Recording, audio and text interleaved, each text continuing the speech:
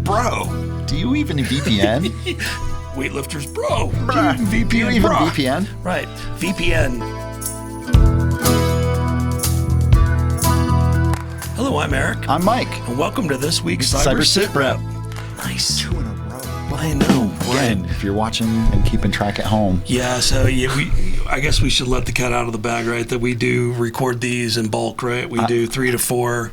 I think that was obvious based month. on our shirts not changing. Well, a lot of people just they're not paying first-hand attention, it's second-hand attention, but yeah. And we thought we'd be clever for a while and try and wear the same shirt every time, but we don't have that kind of discipline, so it didn't happen. Nor do I clean my shirts that often, so. Well, that's a good point. Well, that's... Have many shirts. Man, okay. All right. Well, right, exactly. Exactly. I do too, and they're all black. And it's kind of my thing. Then I can just pile them up. That way I don't have to think about what I'm going to wear, right? I think it was Einstein that did that. Yes. Had the same outfit that he wore every day. Well, so he could focus on the real important stuff. 20 years in the military, I had 2 choices.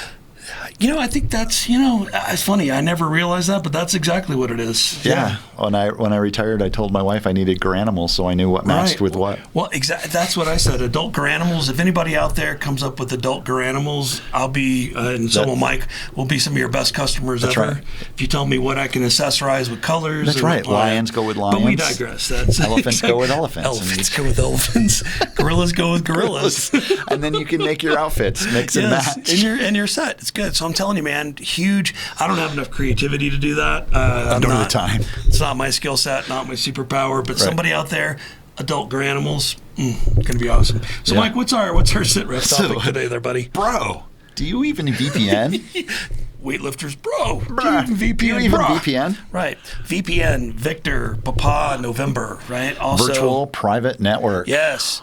And please let us know in the comments. We're trying to catch these acronyms as we throw them out, but as you have probably ascertained, there are a ton of acronyms that we use. So we try to get them, but I'm sure there's some we miss. So. If we miss them, comment us, and we'll put it in the comment underneath what it is. We'll be sure to backfill you on that. Okay. So, bro, do you even VPN? Yes, I do. First of all, I do too. Absolutely.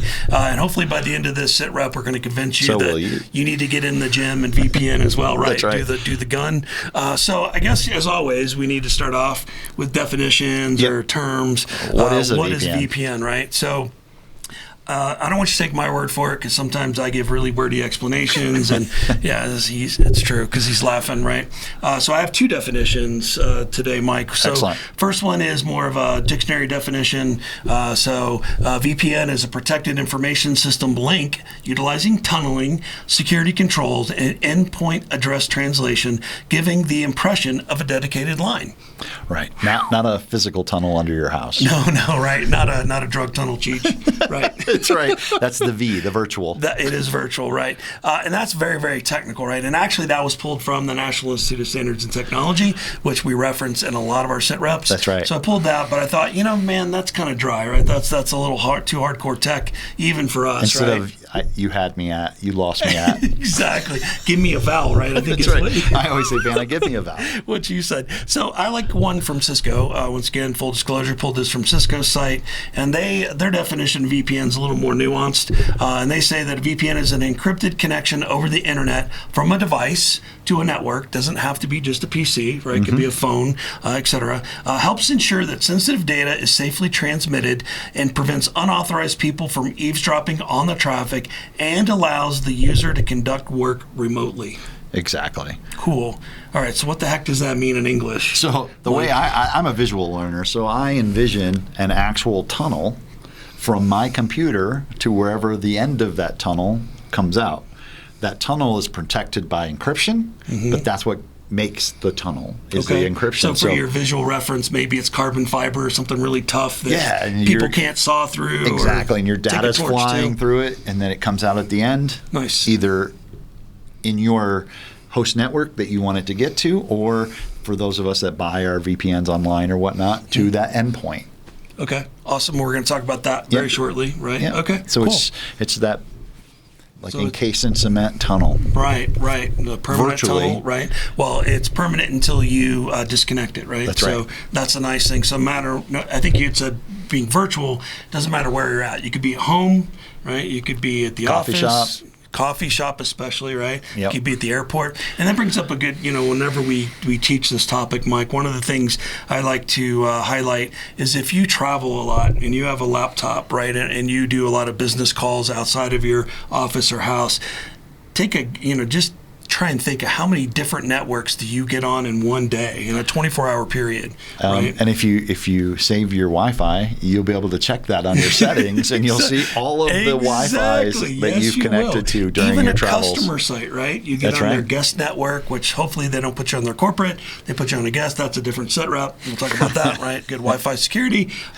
So let's just do a prototypical really quick, because I need, to your point, I'm a visual guy. I want to say let's say you're doing a business trip and you're going to a customer in a different state. That's right. So you get up crack of dawn or before dawn, 4:30, right? Because all of our flights leave early in the morning here in the Colorado Springs. Dark 30. And you check your email from your home network. So that's one network, right? So then you get to the airport, you get checked in, and you're really trying to be super productive because you've had 3 cups of coffee. So you get on the airport Wi-Fi, right? To, once again, check emails, send documents, et cetera, whatever it is. That's 2 networks. That's 2. Okay. So then you're a high roller because you get on the plane and you have status. So you either get free Wi-Fi or you pay for Wi-Fi. So that's network number 3. That's right.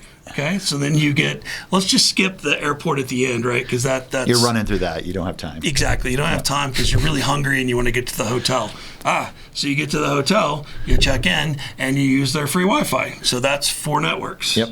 In a 24-hour period. And you haven't been to the customer site, and you haven't gone Right. to wherever you're going to connect to whatever networks Which is those a are. 5th, 6th, 7th, et cetera, right? So just in the span of a day or two, you could be on, a dozen networks, right? And when you're on a network, they see you on their network. Yes. Right? Right.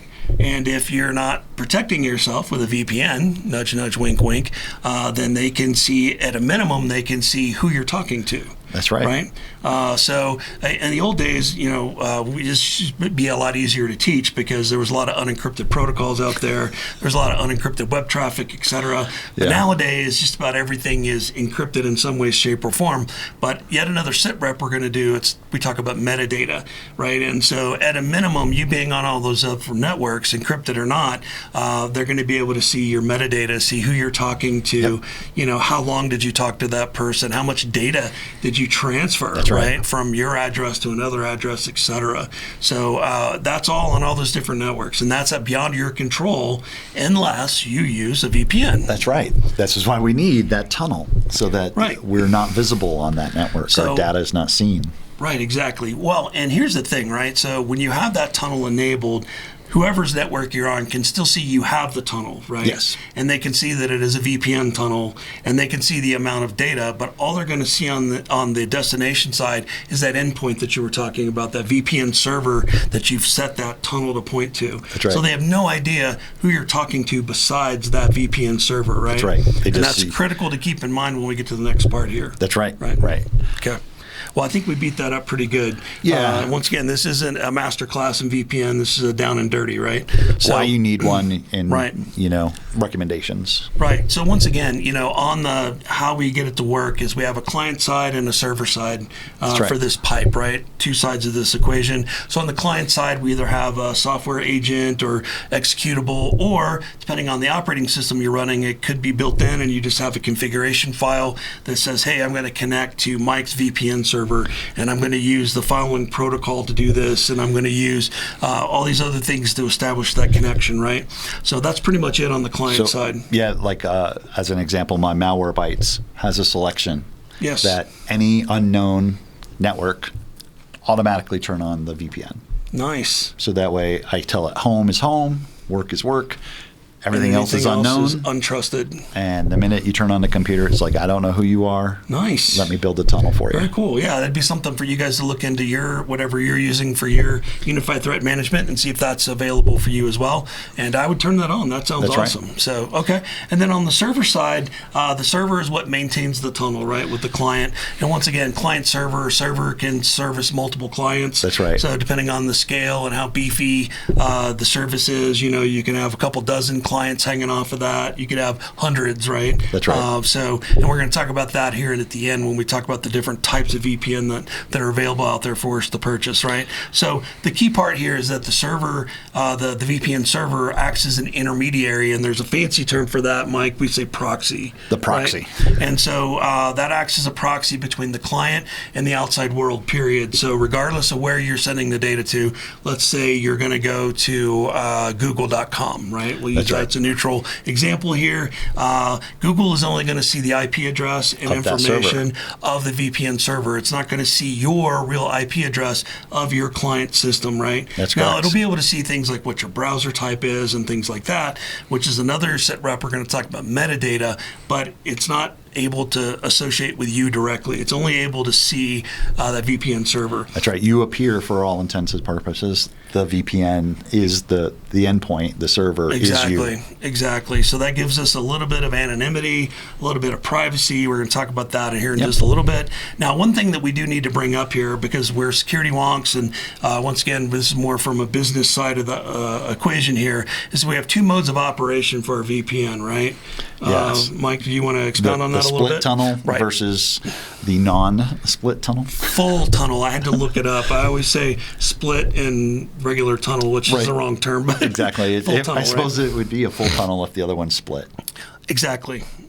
I know. Just multiple things I learned today. Split tunnel effectively is that you are on the network you are on, and you have this VPN doing something for you to some other place. Right.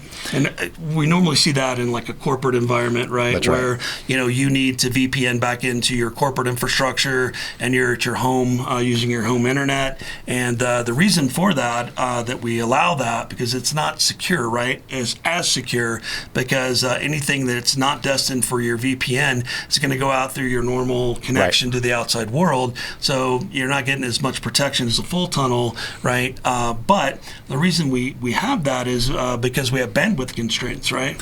Both bandwidth and I'm on my home network and I have a printer. I want to be able to print to my printer, but I'm also connected to work, so I need to get into work. If I had $1 for every customer that gets mad about them not being able to connect to their home printer, we would have that Lambo you wanted. We'd have that SUV Lambo that you wanted, right? They get really angry about that. Also, back in the day, bandwidth wasn't nearly as ubiquitous and big, fruitful. as it is today. And it used to be older, slower connections would really bog down when you use VPN with a lot of clients, right? I was going to say that people with gray hair remember. Bing, bing, bing, exactly. bing. Well, I was going to drop, T1 line, back in the good old days. 1.5 meg. 1.54 megabits a second. Yeah, I know. I don't want to give up the point. Can't give up the 0.4, and that's a couple more VPN connections, right? So, but the point is that back in the good old days, bandwidth cost a lot. It did. There wasn't a lot of it, and so split tunnel mode was a way to conserve money and still have some security, having your corporate data protected, but leaving that endpoint still kind of out in the cold. So, and if you haven't picked up from us, we are not a proponent. No, we're not. In today's day. And here's the thing. Most of the VPNs that we've looked at, split mode is enabled by default, right? Split tunneling, and you don't want to do that. So if you don't remember anything else, try to put it in full tunnel mode or disable split tunnel usually is the option. Yep. And that makes sure that everything going through that pipe is encrypted. And, unless you're out in the sticks or even satellite now is a lot faster than 1.54 megabit, right? So there's not really a use case I can think of where you would want to use split tunnel. So please use full tunnel on that to make yourself more secure. And then one other little, for the nerds out there, that tunnel, the carbon fiber is the encryption protocol, right, that we're using to secure that tunnel. And just like anything else, VPNs evolved over the years. There's been a lot of different types out there. And so some of the names you'll hear are layer 2 tunneling protocol, point-to-point tunneling protocol, IPsec, SSL, right? SSL, yeah, secure socket layer. Yeah, and once again, for this sitrep, we're not going to go into those kind of details, but realize there are differences and nuances, not just in age, but also in performance, right? That's right. So, like, for instance, IPsec is faster than SSL, but SSL is more ubiquitous, easier to install, et cetera, et cetera. So, anyway, beyond the scope of what we're going to talk about, but realize there are a lot of different modes there, and depending on what VPN you go with, they have different modes modes of operation you can choose, right? That's so right. if you really want to, go that extra mile, get that merit badge, then then take a look, right, and see what modes of operation are available, and do your own research and figure out what's going to work best in your environment, and then roll with it. I'm thinking we need to create Cyber Sitrep merit badges now. I think we do. You write in and you tell us you have a VPN, we'll send you a Cyber Sitrep merit badge That'd for be VPN. awesome. We'll come up with a really cool logo, I promise. We got a guy that's really good at that. So, all right. So we're doing this last, and normally we would do the why first. Right. But I thought it was important for us to talk about what it is, Right. how it works, and then now that we understand how it works from a high level, now why do we Right. want to use that, right? Because now you know the why will make sense. Absolutely, context, right? Right. At least that's what I thought in Yeah. my simpleton mind, compared to you. Same. I was right with you. Okay, So yeah, for go me, ahead. it's do you want your data to be seen by people you don't want to see your data? Right. And we've kind of mentioned that before. When you're on these numerous networks while you're traveling, they have access to at least seeing who you're talking to. Right. That it could be encrypted, but they'll know it went to Wells Fargo because there's an IP address, right? So they'll know. Exactly. Footprinting you. Exactly. Figuring out who you are, what your habits are, right? Right. So privacy, right, is a one Huge use. Huge. And I would argue probably, and you started with the biggest one, I think that is the largest reason, or the biggest reason, right, why we would want to use a VPN day to day, is to make sure that we stay as private as possible, right, with our network activities. Okay. And great. our data. I don't want anyone having my data. Same thing. Yeah, I don't either. It's our data. Darn it. That's right. Okay. What else we got? It helps you see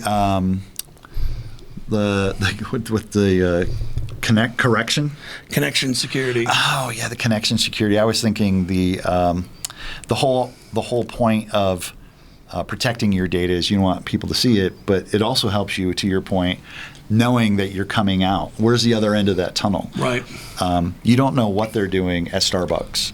That's their network to control. No idea, right? Yeah, no So idea. It's an having that untrusted network, right? Yeah, having that connection security to a place you know where it's coming out, and maybe can set rules that gets into our zero trust. Awesome. Yeah, right. Where you can say only allow this or that out of this tunnel. Right. And I was thinking at it from that angle, as well as from like a business perspective. If you're going into a known VPN server that you control, that's in your infrastructure, now you can run all your security tools on that as well. Exactly. So all that traffic, no matter where you're at, right, as long as you're going through that VPN, that's going to be inspected by your security apparatus, and that's right. a good thing, right? It should be a good thing. If you're doing things you shouldn't be, then don't use your corporate system to do it, dummy. Right. Right. And that to me, there's those two essential types of those VPNs. You have the VPN that you were just mentioning, Eric, that goes, to your corporate network. Therefore, it's just sitting at your desk. You're now at work. All your work tools are in place. Exactly, just like you're there at the office. And then there's the one, like I mentioned, the malware bytes are the ones you can buy,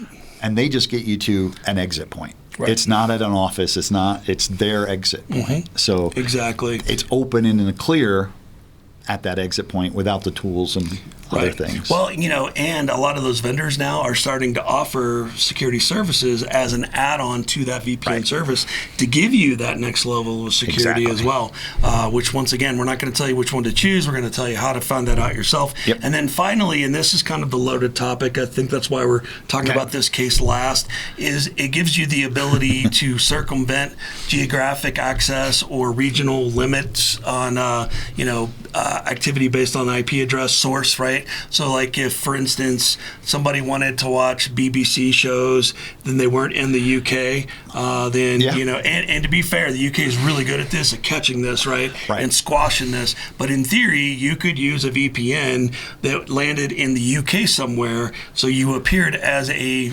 UK citizen to be able to see that BBC content. And the reason why that's a big deal, everybody, if you don't know, there's a television tax that BBC leverages to be able to pay for all their content, right? You have to pay for color or black and white. Well, right, and that's why you then join BBC America or whatever, right? Well, right, and there was a difference there between those two back in the day. We're dating ourselves because we were both stationed in England, so very near and dear to our heart. We were actually really mad about that when we found out that television was taxed, but when we found out... Right, but when we found out why it was taxed, it kind of made sense, right? Right, that's how they pay for the Beeb. Yeah, the BBC. Yeah, all 4 channels and the ITV, all that. So it makes sense. So rightly so, they don't want to allow people that aren't paying citizens to gain access to that content. But it's a game of whack-a-mole, right? So you could, and we're not recommending you do this. This is an example of bad use of the VPN here, right? To circumvent and appear as you're coming from a different area. But one of the reasons, or one of the areas where this shines, is being able to get around censorship, right? Yes. Think in areas where information is restricted or controlled and monitored, to where punitively there's really kinetic actions associated with your browsing. That's right. Then and we're not going to name any names of countries, but you can look them up yourself. You know who you are. Yep, civil rights abuses. VPN is a great way for you to be able to get out to the free world, right? That's right. And once again, every time a technology comes out, the nation-state actors find a way to thwart it. So it's a constant cat and mouse. But there are a lot of other VPN products out there to help circumvent those kind of things, to get you to where you can get out and see what the real world is doing and not what propaganda is telling you. So I think that's very important, right? It's super. I read a book about the fall of the Soviet Union was caused by the fax machine, because they couldn't keep information out anymore. That's smart. And so that couldn't people could get. They didn't have the tools at that time, right? If you had a fax, you had a phone, you had a fax.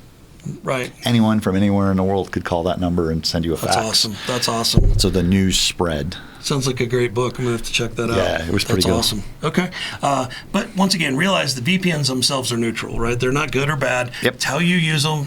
Like anything, authority, right? You could abuse a tool. Most security tools are the same. They can be used for good or evil. Just depends on what side of the coin you're on. Exactly. Now, one point that I'll make for the privacy conscious, right, is a lot of these VPNs, as we talk about where to start and how to find what VPN you want to use, a lot of these VPNs, the ones that are cloud-based, that you use their service, they will have a policy for log retention, right? And that could be important depending on whether you're using it for good or bad, right?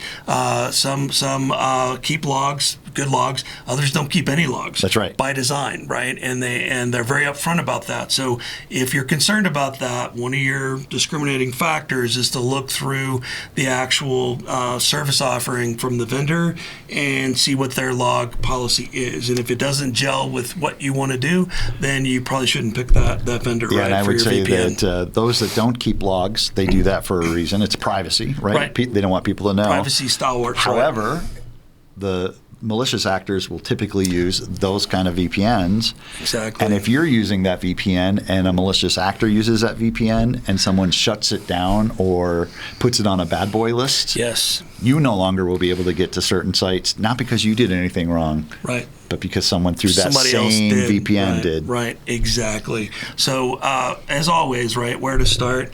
If something is free, you're the product. So you'll never hear us say, yeah, use a free VPN. Don't do that. Please don't do that. Not saying that they're all bad, but, but the vast they're majority, definitely making money by telling consumers using all that metadata on you, right? They're looking at everything you're doing. Eric loves shoes. Send them shoe ads. Exactly. And I am a CEO whisperer, so send me things. CEO whisperer toys to help get CEOs out from underneath their desks. So so no free, right? Let's just establish that. Use their search engine of choice.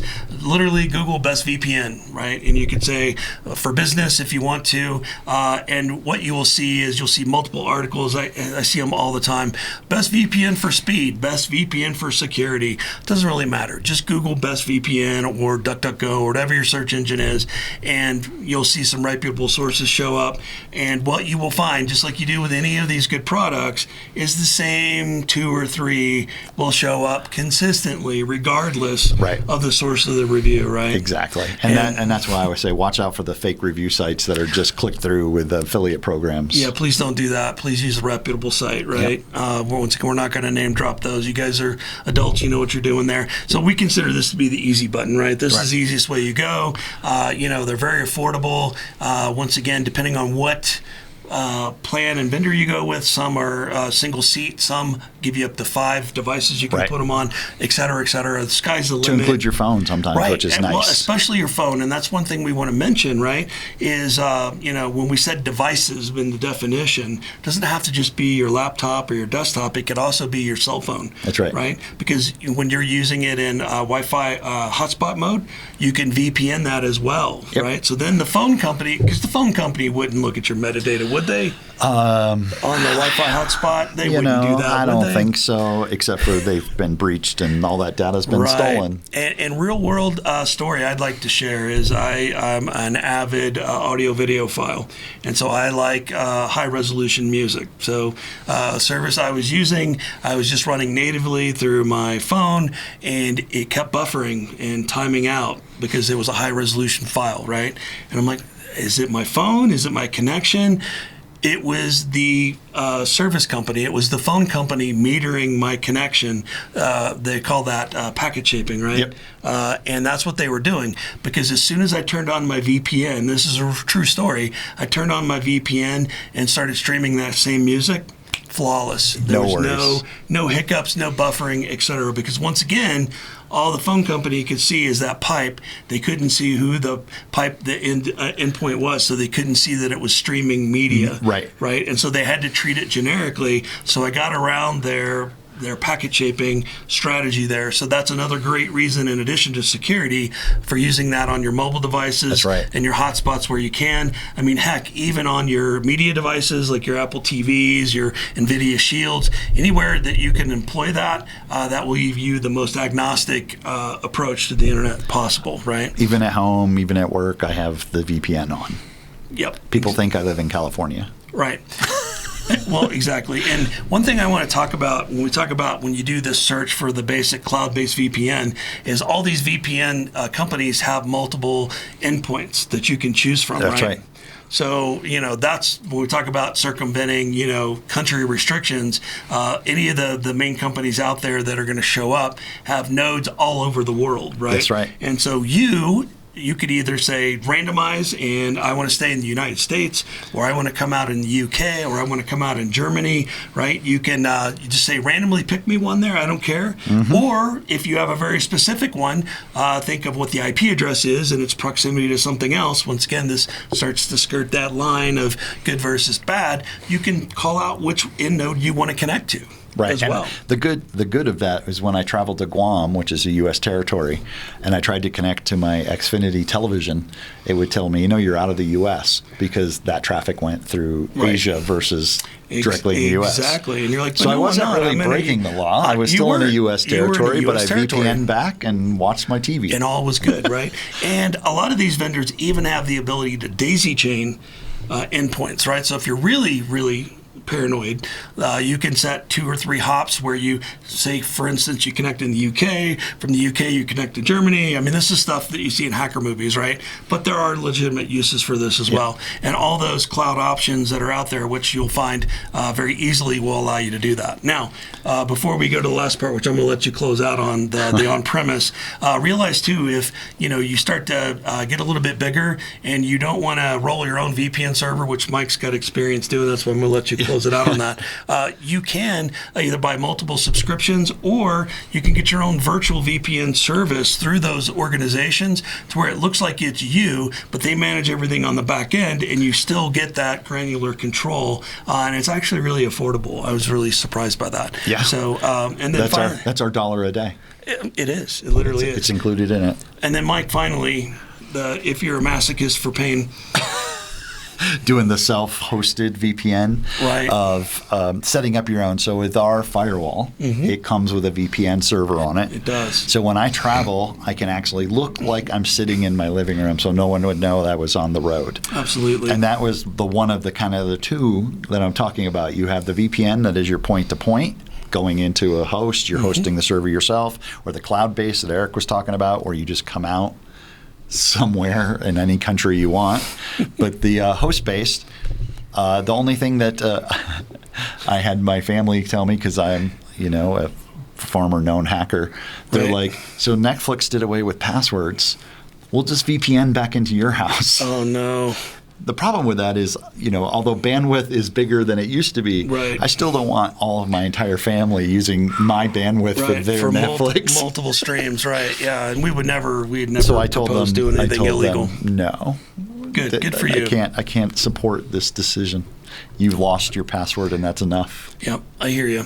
Or send me $5 and I'll get the multiple passwords, right? Exactly, and just pay for it and be done with it, right? Right. And get rid of that. But once again, the I say masochism because there's a lot of things you're responsible for that you need to be technically smart on, right? To configure properly, like what protocol you're going to use, right? Access control list, authentication credentials, you name it, right? It's all stuff you have to manage. Because you don't want, like in my case, for me to have it done poorly or configured poorly, and now anyone can get into my house because they figured out my VPN password was VPN password. And then you would need to reference our other Sitrep concerning contingency planning because you're going to have a really bad day when that happens, right? Yeah. So unless you have a need for it and you have the skill in-house, I would recommend going more toward the cloud-based, let somebody else manage all that complexity and not roll your own unless you have a specific need to. Exactly. But the converse of that in closing is that, the flip side of that coin is then you have maximum control, right? So you can lock that VPN server down to your heart's desire. That's right. Make it use only one protocol, et cetera, et cetera, et cetera. But, the skill level it takes to do that is really high. That's right. In my opinion. So yeah, it's not a common you can just turn it on, but then it's not really configured. And that goes back to, I have a firewall. How's it configured? Exactly. Well, that's the problem. Setting yourself up for failure. So hopefully we've convinced everybody here that VPN is a good thing. Get and a VPN. Please use it. Anything outside of your network, you should consider hostile, right? Just trust us on that. We're not going to throw any shade at anybody, but public Wi-Fi is not your friend. There are people lurking there that are, it's not illegal here in the United States to download all that data, pull it down, and then try to crack that. That's not illegal for us to do, right? So no, because we signed on to the same network. We did, right? We opted in, that term of service there, and so anyway, please get a VPN. Yes. So Mike, close us out, man. So yeah, I agree. Get your VPN, and I want to tell you that we're coming to you from the Studio 809 Community Podcast Studio here at the Next Us, which is a professional cooperative environment for small businesses in downtown Colorado Springs. Very glad to be here, and remember to like and follow and provide comments so that we know that you like what you're seeing or you want to see something else. Right? Yeah, we respond well to comments. Yeah, we've been trained. All right, everybody. Thank you. Until next time, take care. We'll see you later.